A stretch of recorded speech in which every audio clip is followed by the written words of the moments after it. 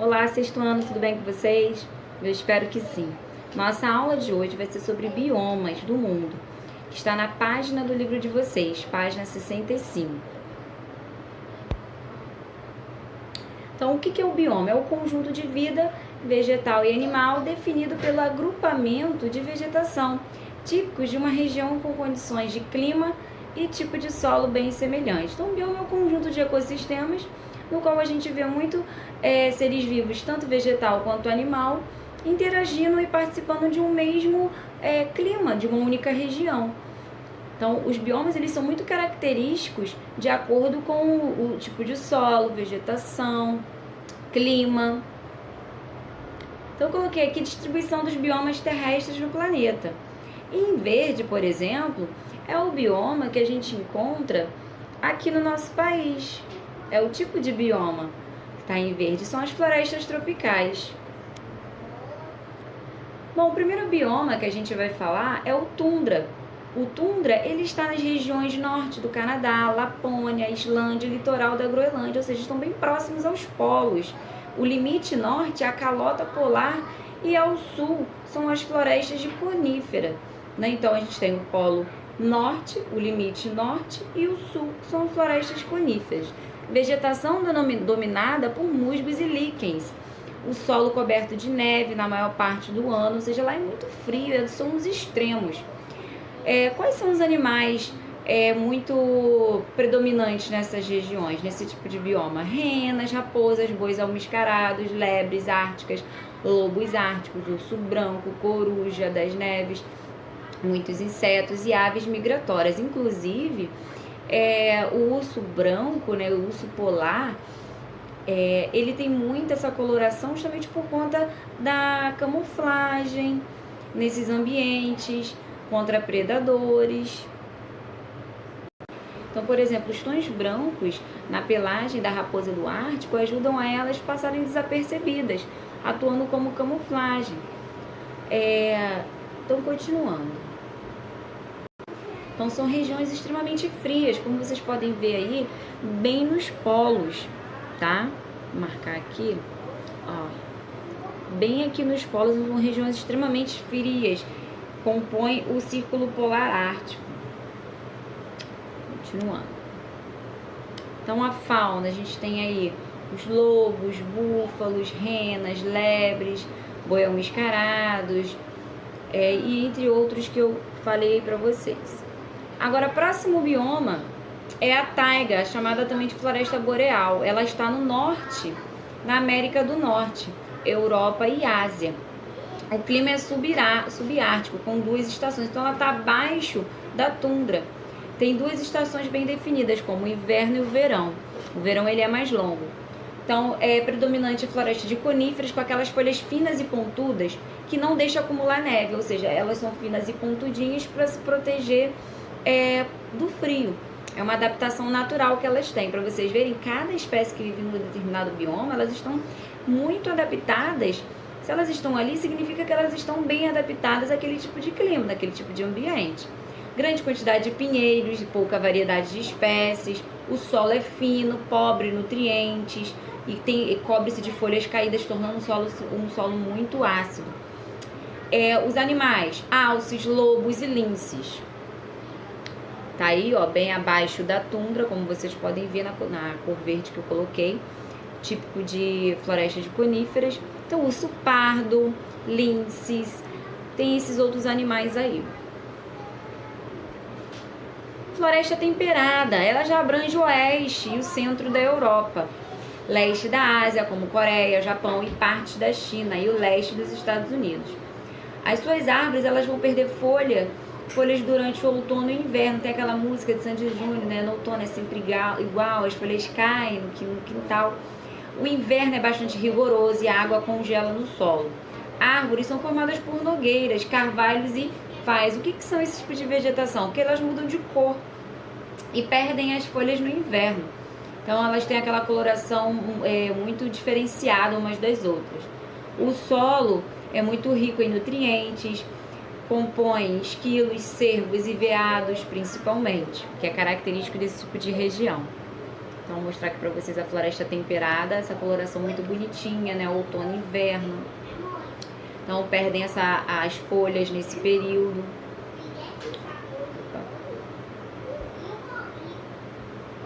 Então, aqui ó, a gente encontra na América do Norte, um pouco no Brasil também, na África, e pega parte ali da Europa, um pouco da Ásia. Então, um pouquinho em cada continente. A gente tem gambá, gato selvagem, lobo, panda, urso, raposa, esquilo, veado. Tem mais quantidade de animais na taiga, na floresta temperada do que na tunda e na taiga. Então agora desertos. Os desertos eles têm um clima quente, seco, com baixa pluviosidade, ou seja, pouca quantidade de chuva. Essa baixa pluviosidade significa que é pouco índice de chuvas. É encontrado na África, Ásia, Austrália, nas Américas. Tem todos os tipos de desertos. Grandes variações de temperaturas. Tem lugar que as temperaturas são muito extremas. Predominam plantas xerófitas. O que são plantas xerófitas? Cactos, arbustos secos. São folhas em formas de espinho e cera para evitar a perda de água. Elas se protegem do calor para evitar com que elas transpiram demais. Inclusive, elas têm um mecanismo, quando à noite elas liberam um pouco mais de água do que durante o dia, porque de noite é mais fresco, então elas não têm problema em perder tanta água assim, à noite está mais fresco. Então elas armazenam água. Lá processos de erosões eólicas são intensos, inclusive em algumas regiões isso é muito frequente. Animais predominantes, dromedário, camelo. Desertos mais conhecidos são o Kalahari e o Saara, que estão na África, e o de Gobi da Arábia, que estão na Ásia. Então aqui a localização dos pontos dos desertos: Namíbia, Arábica, Saara, Kalahari, o australiano. Temos também o chamado deserto brasileiro, que é o Cerrado, que eu vou mostrar para vocês. Então aqui a gente tem o camelo e o dromedário. A diferença é que o camelo ele tem 2 corcundas e o dromedário só tem uma. Então a savana, desculpa, eu vou falar do que na verdade é como se fosse não um deserto, né, brasileiro. O Cerrado ele é uma savana, digamos assim, tá? Mas no Brasil a gente tem climas semelhantes, como na Caatinga, né, como se fosse o deserto brasileiro. Então a savana agora, regiões como a África e o Brasil, vegetações rasteiras, árvores isoladas e gramíneas, que sobrevivem com escassez de água e mudanças do tempo nas 2 estações, uma quente e seca e a outra chuvosa. Leões, predominam leões, zebras, elefantes, estão dependendo muito da localidade. Então, por exemplo, a savana brasileira a gente diz que é o cerrado brasileiro, com folhas, troncos retorcidos. Aqui é a savana africana, localização. Pradaria ou campos, região fria e seca, vegetação herbácea, com gramíneas e pequenos bosques, ou seja, a vegetação herbácea não é tão grande, é de porte médio, não são aquelas árvores que tem as copas no topo das árvores que tem muitos e muitos metros de altura, então já é uma herbácea mediana. Vivem mamíferos em conjunto, como búfalos e ratos do campo. Então no Brasil a gente chama de pampas ou campos sulinos, que já quando a gente for falar sobre biomas brasileiros vocês vão ver. Então tem aí a localização: antílope, coiote, coruja, gavião, búfalo. Florestas tropicais. Essas florestas a gente diz que são predominantes aqui no nosso país. Então, quais são as características? Grandes áreas verdes e úmidas, localizadas em regiões tropicais no globo, ou seja, muito quente e úmido. Intensa biodiversidade de árvores e outros vegetais de todo tamanho e beleza. Então, por conta do clima ser tropical, úmido e quente, favorece a grande variedade de seres vivos e vegetação, animais, o clima sempre úmido e chuvoso, inúmeras árvores, aves, mamíferos, répteis, demais animais. Então é um clima muito propício à vida, tá? Por isso que a gente tem uma grande biodiversidade. Aqui tem, ó, em verde a gente tem predominância aqui no nosso país, né, no sul da América, tem na África, na Ásia. Vocês podem ver que próximo aos polos não tem esse tipo de vegetação. Com a copa das árvores grandes, a gente tem aí, ó, animais de todos os tamanhos, cores, formas variados, justamente mostrando que é um país muito diverso, inclusive no seu clima.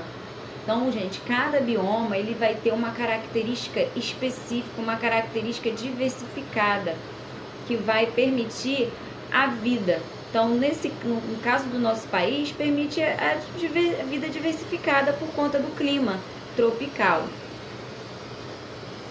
Então, aí o esqueminha, o Cerrado, a Caatinga, Pantanal, Mata Atlântica, Pampas, Amazônia, que são todos os biomas brasileiros que nós estamos vendo agora, tá bom? Então, biomas brasileiros seguindo aí. Vimos os biomas do mundo todo. Agora a gente vai falar mais específico do nosso país. Então, floresta amazônica, uma floresta muito exuberante. Coloquei aí, já vou colocar a localização melhor do mapinha. Então, é o maior bioma do Brasil, abriga a maior bacia hidrográfica, já vou falar sobre isso, maior biodiversidade, maior floresta tropical úmida do planeta. Então, a gente já começa que é o maior bioma aí do Brasil.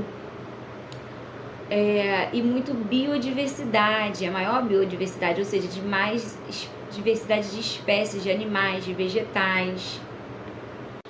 Então, ocupa a metade do território do Brasil, a região norte do Brasil. É um bioma muito grande, compreende os estados do Amazonas, Pará, Acre, Rondônia, Amapá, Roraima, Mato Grosso, Goiás, Maranhão, e avança para outros países. Então, não só o nosso país, mas outros países como Bolívia, Colômbia, Guiana Francesa, Venezuela, Equador, Peru, Suriname, também fazem parte desse bioma. Então, a gente tem a localização em verde mais claro, o bioma ocupando o Brasil, e em verde mais escuro ocupando toda a borda ali do nosso país, o Peru, Bolívia, Colômbia, tudinho aí para vocês observarem, região norte do Brasil. Então, a floresta amazônica, apresentando a sua maior bacia hidrográfica do mundo e essa enorme quantidade de água dos rios, o grande número de vegetais, a temperatura elevada. Então, o que é a bacia hidrográfica? É uma bacia onde ocorre grande quantidade de água dos rios. Principal rio os principais rios e seus afluentes. Então, por eles terem essa grande disponibilidade de manancial, de água dos rios, o grande número de vegetais, a temperatura também, né, elevada, propicia uma forte evapotranspiração. O que é a evapotranspiração? É a evaporação da água do solo e a transpiração das plantas, dos vegetais, que ocasionam alto índice de umidade e de chuvas. Então, se ocorre uma boa evaporação das plantas, da evaporação de água do solo, ocorre uma boa o quê? Umidade. E mais propício o quê? Chover. Tudo bem? Então, muito importante. A gente vai falar agora sobre os rios voadores.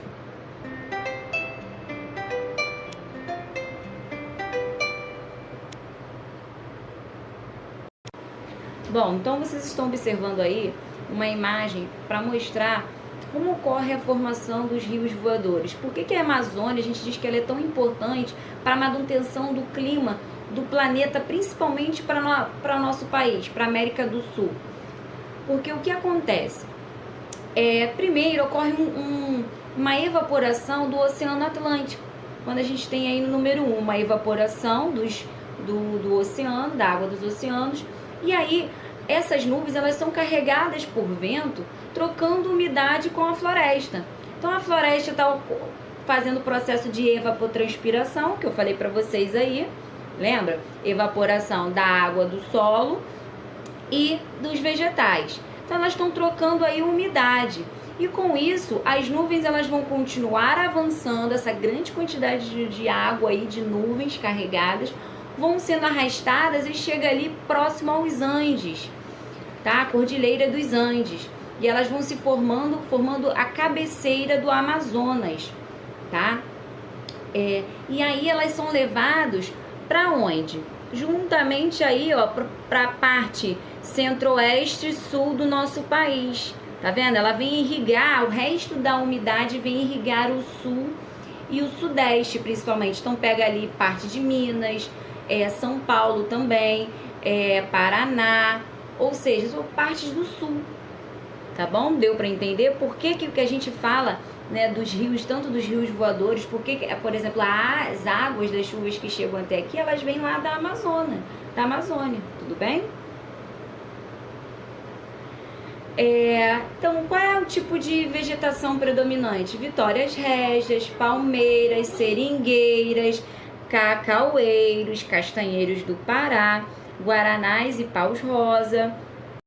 Bem ilustrativo aí para vocês o guaraná, Vitória régia, enfim. E a fauna? Macacos, antas, onças, botos, porcos do mato, veados, cutias, pássaros, gaviões, cobras, sapos e rãs. E muitos outros, tá, gente?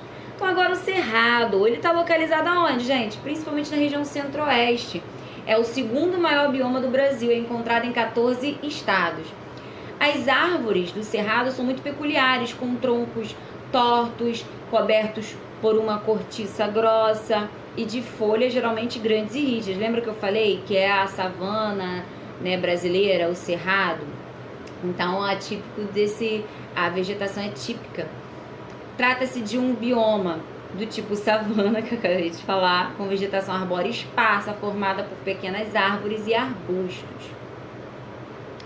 Então, Minas Gerais, Goiás, Tocantins, Mato Grosso do Sul e no oeste de São Paulo e no Paraná. Coloquei a localização para vocês visualizarem. Percebam que tem estados que ele pega mais de um bioma, tá, gente? Então, o Cerrado ele é considerado a caixa d'água brasileira, porque é onde a gente encontra as nascentes dos rios que formam uma das maiores bacias hidrográficas, ou seja, atuando como reserva de água.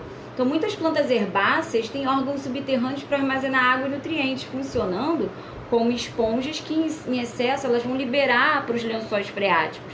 Ou seja, as raízes dessas árvores, elas atuam como esponjas, absorvendo água e liberando quando ela se tornar em excesso, ajudando a formar os lençóis freáticos.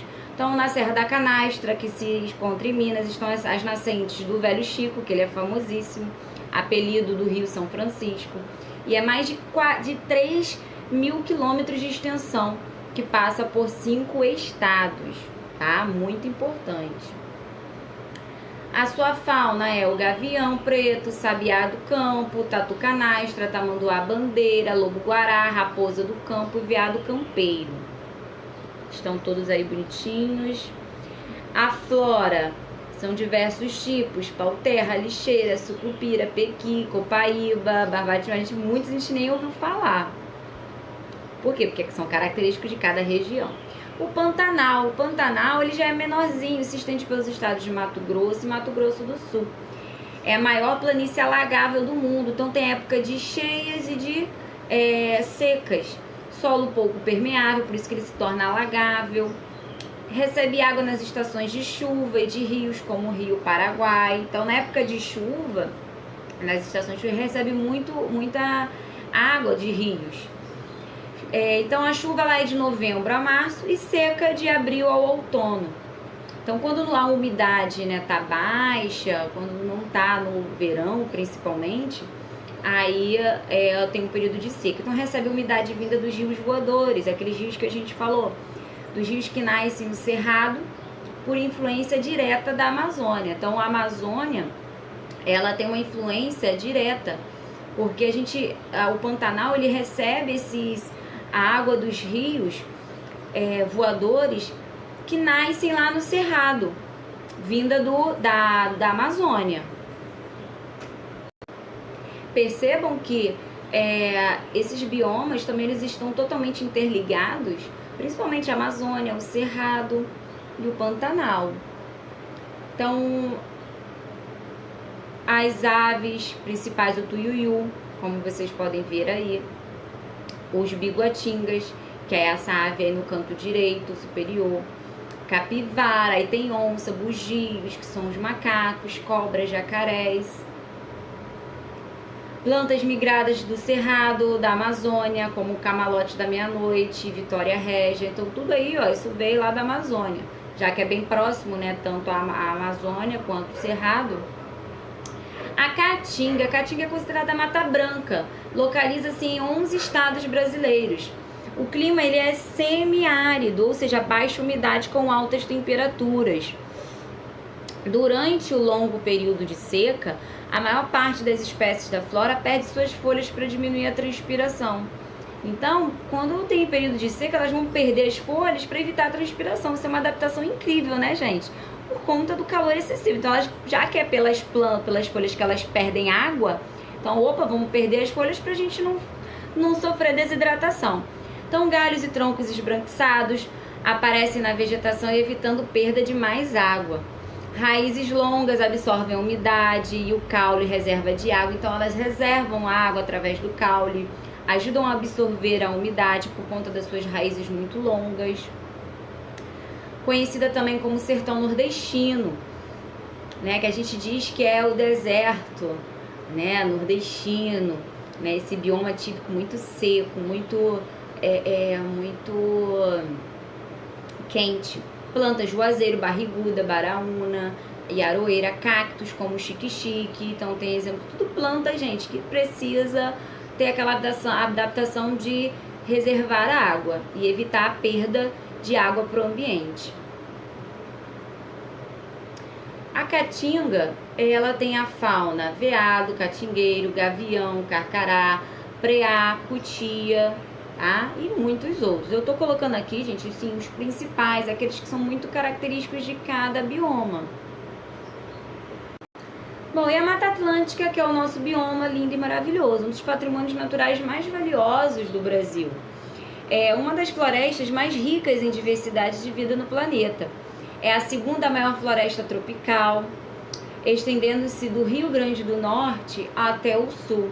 Então, envolve praias, montanhas, planaltos, planícies, e está em contato direto com o Oceano Atlântico, por isso que ela recebe o nome de Mata Atlântica. Então, mas assim, hoje, gente, a gente sabe que a Mata Atlântica está reduzida a menos de 8% da sua cobertura vegetal original, infelizmente, tá? Por conta... Já vou explicar para vocês por que é um bioma que foi reduzido tanto a sua cobertura original. Então, alto índice pluviométrico, ou seja, muita quantidade de chuva, espécies adaptadas a essa alta umidade, esse clima muito quente, né, como as ombrófilas, xaxim, são as xaxins, samambaias, os musgos, rodeadas por árvores de grande porte, tornando a mata mais úmida e fechada. Então, as árvores com muitos metros de altura, com as copas muito largas, as folhas largas, tá? Justamente por conta de ser um bioma bem tropical, bem úmido devido à temperatura, porque ela está bem ali cortando, né, próximo à linha do Equador, né, e próximo aos trópicos. Então, é uma região onde um bioma que recebe muita incidência solar, provocando alta temperatura, né, uma elevada temperatura, consequentemente maior quantidade de umidade por conta dessa temperatura. Agora, por que essa floresta, esse bioma está tão fragmentado? Por que reduziu bastante? Agora, outra coisa importante, tá, gente? Não só a Mata Atlântica, mas outros biomas, inclusive a Amazônia, foram biomas, e o Cerrado também, foram biomas que foram muito fragmentados, muito utilizados para a economia, para a expansão agrícola, de terras, tá? Então a gente tem muito aí extração de madeira, até mesmo para expansão urbana. A população foi crescendo conforme os anos foram se passando, então foi necessário desmatar para que as pessoas pudessem fazer suas casas. E quando a população foi crescendo, os polos também de indústrias foram aumentando. Concordam comigo? Porque a economia começou a crescer e, infelizmente, a nossa mata foi muito fragmentada, tá? Então, no caso da Amazônia, a gente tem até hoje, só que claro, com leis para regulamentar isso, não sair desmatando qualquer tipo de árvore ou qualquer tipo de região, porque a gente sabe da importância também dos ecossistemas, e principalmente os vegetais, né, então o homem ele foi cada vez mais retirando os recursos da natureza. Então, por exemplo, as árvores foram tirando para fazer, utilizar a madeira como matéria-prima para muitas indústrias. Então é dela que tira-se muita fonte a própria economia, né, gente? Para um monte de coisa, que já a gente vai falar sobre isso. Tá? Então, no caso da Mata Atlântica, há 500 anos atrás, né, a paisagem dominante dominava a costa brasileira, era densa e exuberante, com árvores muito grandes, que ocupavam bastante, né, a extensão.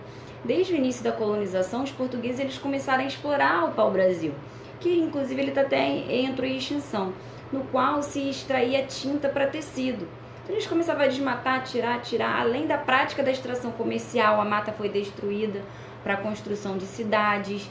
Por isso que hoje a gente tem aqui no Sudeste, né, Rio de Janeiro, São Paulo, a gente vê que quase não tem cobertura vegetal, são os parques nacionais, como o da Tijuca e muitos outros, que a gente vai para um lugar mais arborizado, para passear, para ver um verde. São áreas protegidas, né? São áreas de preservação permanente, onde ninguém pode tocar e ninguém pode mexer. Criou-se lei justamente para evitar, gente, essa utilização excessiva dos recursos naturais. Então, hoje o crescimento urbano e o consumo dos recursos é o principal fator de destruição da Mata Atlântica. Para vocês terem uma noção, tem um mapa de como era aqui em 1500, no ano de 1500. Então, 150 milhões de hectares, ó, tudo verdinho, bonitinho. Aí chega em 2014, 19 milhões de hectares só. É muita coisa, gente, muita. Então, espécies predominantes: mico-leão dourado, onça-pintada, bicho-preguiça, capivara. Então, até criaram-se o SOS Mata Atlântica para preservar a biodiversidade. Muitos animais estão na lista vermelha das espécies em extinção, né? Então, é uma variedade, né, linda de espécies. Tia-sangue, né, eu já vi ele de perto. Alguns animais aqui a gente até vê de perto, né, mas outros... Bromélias, orquídeas, samambaias, araucária, palmito jussara e uma infinidade, gente. É muito diverso. Próximo bioma é o Pampa, o Campos Sulinos, né, que é aquele tipo da região sul. Vegetação é marcada pela presença de gramíneas, plantas rasteiras, arbustos e árvores de pequeno porte, ou seja, não a copa das árvores não são grandes, não são árvores de muitos metros de altura como aqui na Mata Atlântica, é diferente. Então, em sua maior parte, destaca-se o relevo de planícies, constituído de gramíneas, de grandes áreas de pastagens que se desenvolve grandes rebanhos. Ocupa mais da metade do território do Rio Grande do Sul e parte dos países até Uruguai e Argentina. Principal atividade econômica do local é a pecuária intensiva, com destaque para a criação de bois e ovelhas. Então você vê, não é só a Mata Atlântica que sofre com esse tipo de atividade. Aqui no Pampas, o Campos Sulinos, tem muita atividade extensiva de criação de bois e ovelhas, por exemplo. Então imagine quanto eles não precisaram desmatar para fazer essa criação. Tá? Então aqui na Mata Atlântica, na Amazônia, a criação de bois, né, ou seja, de gados, até para plantação. Então, produções agrícolas como soja, arroz, milho, trigo, uva. O clima é bem ameno, ou seja, mais gostosinho, frio, né? Então ela não pode ultrapassar, ela não costuma ultrapassar 20 graus Celsius, diferente daqui, que é bem quente. As estações do ano são muito bem definidas e as chuvas são bem distribuídas ao longo da sucessão dos meses. Então é bem definido, a gente sabe quando que é verão, quando que é inverno, tá? E é um clima muito gostoso, por ser mais distante dos trópicos, é no sul, então é mais frio. Ema, perdiz, veado campeiro, joão de barro, capivara, cedro, pau de leite, palmeira anã, louro pardo e muitos outros. Então agora vocês vão se divertir com os exercícios do livro na página 71 e 72, páginas 90 e 91. Essa 90 e 91, se não me engano, não, é isso mesmo. Isso, a 90 e 91, vocês vão ter aí toda uma revisão de todo o bimestre, tá? A página 71, 72, 90 e 91. Bom, então bons estudos a vocês. Semana que vem vou trazer aqui a correção desses exercícios. Ok, galera? Um beijo, fiquem com Deus.